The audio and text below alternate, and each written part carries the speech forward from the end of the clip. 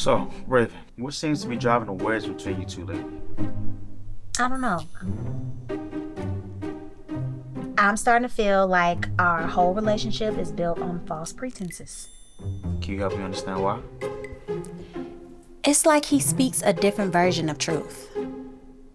His own boy math.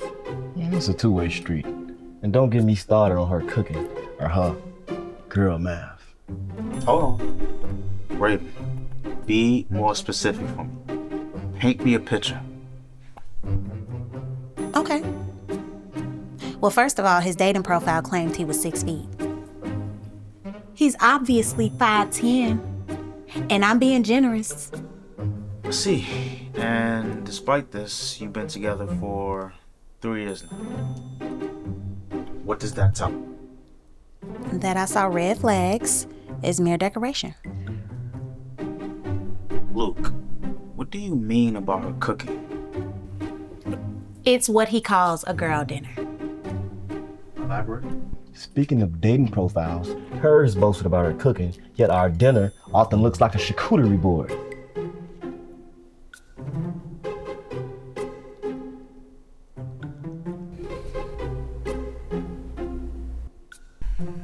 Raven, what's your perspective on the girl math that Luke mentioned? It's like spending more to save on shipping.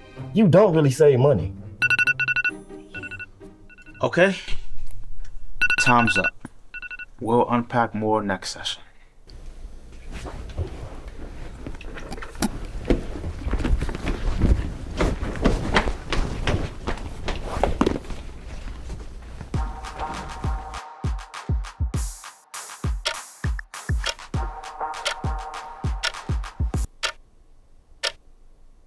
I mean, when I say 7:30, I obviously mean 7:30, not 7:15. I mean, it's basic math. Since when is half more than whole? If you mention half, I'm gonna assume less. It's a logical deduction, actually. And see, this is where we fall apart. Your logical isn't everybody's logical. So the peers were not only discussing the semantics of time, but quantifying tolerance, correct? Exactly. And his math, it needs a serious reboot. It's like he's running on AOL dial-up. Yeah, maybe your high-speed expectations are running us both ragged. It's like no matter what I input, the output is always an error. Or not enough data. Okay, today, let's reboot the system. Start with basic math. How do we tackle problems? Problems arises. Stir in some deep talk, sprinkle some understanding, and voila, resolution. You see, a problem pops up, I hear a quick fix, boom, boom, bam, like it's some type of magic. And I'm still upset. I wonder why that is. Let's unpack this girl math versus boy math. Not just the words, but the whole symphony of miscommunication. Our goal is understanding, respect for these different mathematical dialects we're speaking. Boy math is thinking 5 inches is 9. And girl math is return address and call it income. Both unique perspectives, yet both make sense within their context. Raven, when Luke uses math, what do you think he's missing? Everything. He guesses and calls it precise. In Raven's math, it's like the Pythagorean theorem. Endless. Okay, Luke's overwhelmed. Raven feels unseen. Let's find some middle ground. Drop about and approximately. And not everything needs exact sense. Estimates work. Let's decode this. If math is a language, let's become bilingual, shall we? All right, let's translate this. Raven, give me an example of a boy math moment that recently baffled you. Okay, so last week Luke said he'd meet me in a few minutes.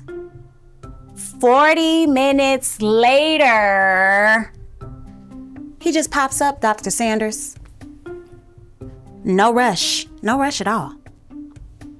Come on now. Now you know in boy math, our clocks, They got a flexible spine, especially if the game in overtime. Luke, your turn.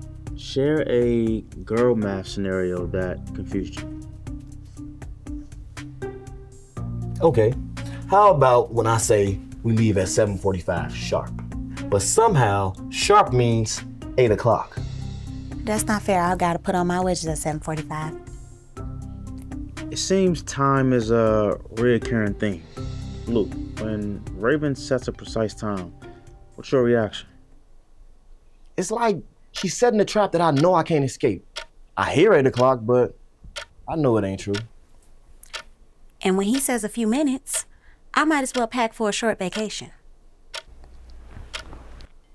What's behind these time translations? Raven, what does being on time signify for you? Respect, commitment. If he values our plans, he'll respect my time. And to me, being a bit late isn't disrespect. It's just being optimistic about fitting it all in. Optimism versus commitment. I like where this is headed. Raven, give me an example of a girl math moment in regards to finances. Okay, so if I'm on Amazon and I see some wedges I like for $53, then I round it down to 50. And if it's $57, then that means it's basically $60 because I round it up. Because it just makes sense. Girl math. Never mind. Let's shift to our role playing exercise. Luke, you're Raven, budgeting for a designer item. Let's just say a luxury handbag. Raven, you're Luke, debating its necessity. Begin. You see this? This isn't just a handbag, it's an investment. Like gold, but only better because you can wear it. Oh, great. And when the economy tanks, we can live in the handbag. Camp out under the designer label. It's practical art. It transcends fashion. It's a Basquiat, but on a scrap. Oh, and let's not forget, it pairs beautifully with guilt, the perfect accessory for when the credit card statement arrives. Feels different. Arguing something you might not usually defend. I mean, I can see the appeal in splurging sometimes. Not just about the bag, it's more about feeling good. And I get that looking for more practical value means that we'll make more sensible investments. This is progress. How can we apply this understanding to balance your approaches in real scenarios? Maybe we can set aside a small fund for luxury items that we both want. No guilt, no stress. And we'll make sure it's something we both value. Not because it's expensive, but because it adds joy. Let's take this a step further. Imagine your relationship as a shared bank account. Before you finish, let her explain her bank account theory. Okay, so I bought something with cash, so it makes it free. How exactly is that math? Because it was never in my bank account, so I never got to see the money. Like debit from my checking. So in my mind, it's free 99.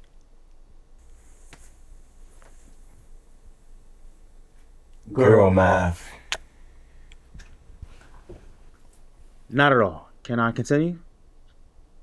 So as I was saying, imagine your relationship as a shared bank account, but instead of money, you're depositing empathy and understanding. How do you manage this account together? I guess it's about knowing when to save and when to spend, making sure we don't overdraft on patience.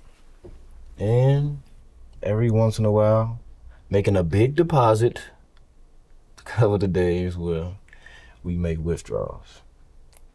Excellent metaphor. Now, think about what investments you made recently. Any dividends? Well, Luke has been trying to plan dates that match both of our interests. It's like compounding interest. And Ravens, she's been more open to spontaneous dates. Everything ain't been planned, and that's been pretty cool. So, as we close today, think of your relationship as a shared formula you're both writing. It's never final, it always changes and adapts. What's your new math going to look like? It's about adding extra understanding, subtracting unnecessary conflict, and always being mindful of what the other person brings to the table. And multiplying the good times. You can't forget those. That sounds like a solid equation. Remember, this is a continuous process. Keep recalculating as needed.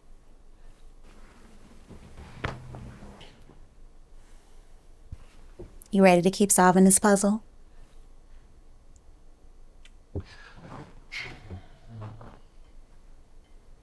Only if we subtract one thing. What? Your wedges. Boy, man.